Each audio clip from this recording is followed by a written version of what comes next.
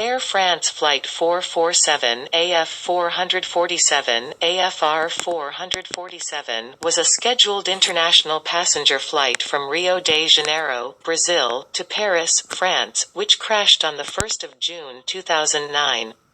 The Airbus A330, operated by Air France, stalled and did not recover, eventually crashing into the Atlantic Ocean at 2:14 Coordinated Universal Time, killing all 228 passengers and crew on board. The Brazilian Navy removed the first major wreckage and 2 bodies from the sea within 5 days of the accident, but the initial investigation by France's Bureau d'enquêtes et d'analyses pour la sécurité de l'aviation civile (B) was hampered because the aircraft's flight recorders were not recovered from the ocean floor until May 2011, nearly 2 years later. The B's final report, released at a news conference on 5 July 2012, concluded that the aircraft crashed after temporary inconsistencies between the airspeed measurements, likely due to the aircraft's pitot tubes being obstructed by ice crystals, caused the autopilot to disconnect, after which the crew reacted incorrectly and ultimately caused the aircraft to enter an aerodynamic stall, from which it did not recover. The accident is the deadliest in the history of Air France, as well as the deadliest aviation accident involving the Airbus A330.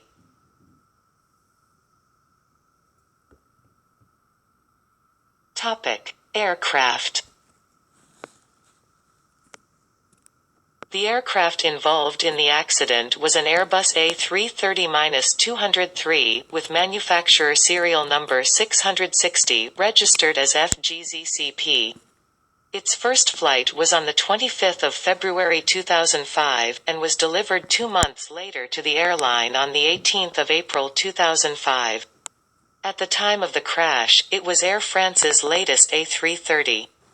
The aircraft was powered by 2 General Electric CF6-80E1A3 engines with a maximum thrust of 68,530 60,400 pounds, takeoff max continuous, giving it a cruise speed range of Mach 0.82 to 0.86, 871 to 913 km per hour, 470 to 493 knots, 540 to 566 miles per hour, at 35,000 feet, 10.7 kilometers altitude, and a range of 12,500 kilometers, 6,750 nmi, 7,760 statute miles. On 17 August 2006, this A330 was involved in a ground collision with Airbus A321-211 FGTAM, at Charles de Gaulle Airport, Paris. FGTAM was substantially damaged while FGZCP suffered only minor damage. The aircraft underwent a major overhaul on 16 April 2009, and at the time of the accident had accumulated about 18,870 flying hours.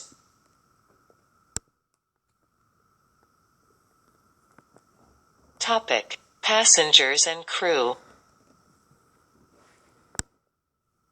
The aircraft was carrying 216 passengers, 3 aircrew and 9 cabin crew in 2 cabins of service. Among the 216 passengers were 126 men, 82 women and 8 children, including 1 infant. There were 3 pilots in the aircrew.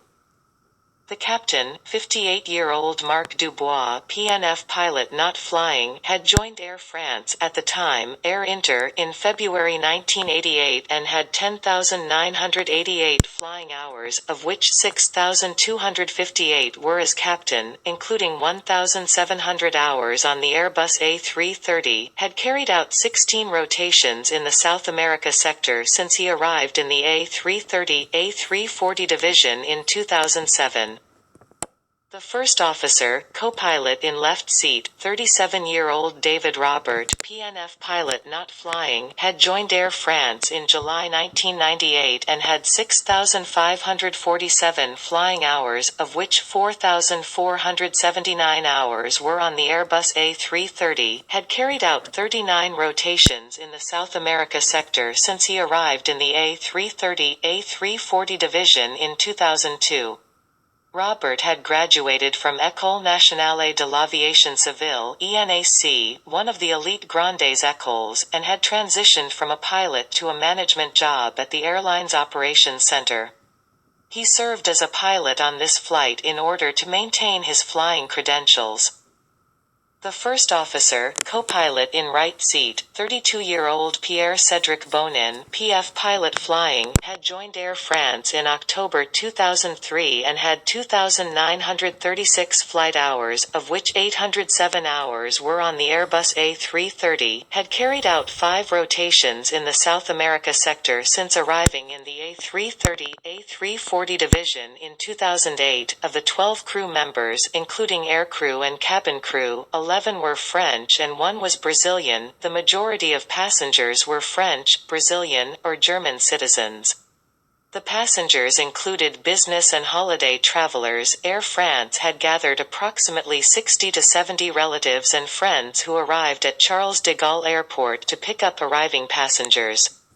Many of the passengers on Flight 447 were connecting to other destinations worldwide, so other parties anticipating the arrival of passengers were instead to appear at various other airports that were the passengers' final destinations. On the 20th of June 2009, Air France announced that each victim's family would be paid roughly €17,500 in initial compensation.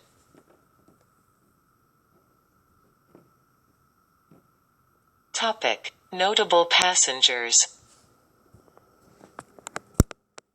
Prince Pedro Luis of Orléans-Bragança, third in succession to the abolished throne of Brazil.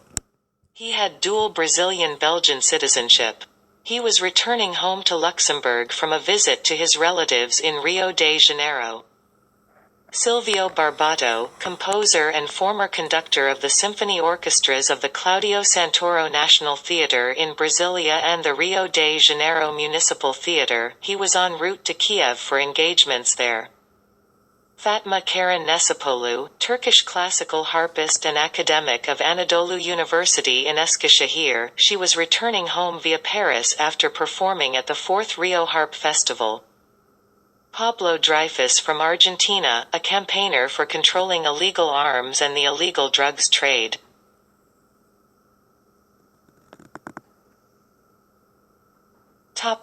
Accident. The aircraft departed from Rio de Janeiro Galeão International Airport on the 31st of May 2009 at 19:29 Brazilian Standard Time, 22:29 Coordinated Universal Time, with a scheduled arrival at Paris Charles de Gaulle Airport at 11:03, 9:03 Coordinated Universal Time the following day. Estimated flight time of 10:34. Voice contact with the aircraft was lost around 1:35 Coordinated Universal Time, 3 hours and 6 minutes after the 22:29 Coordinated Universal Time departure.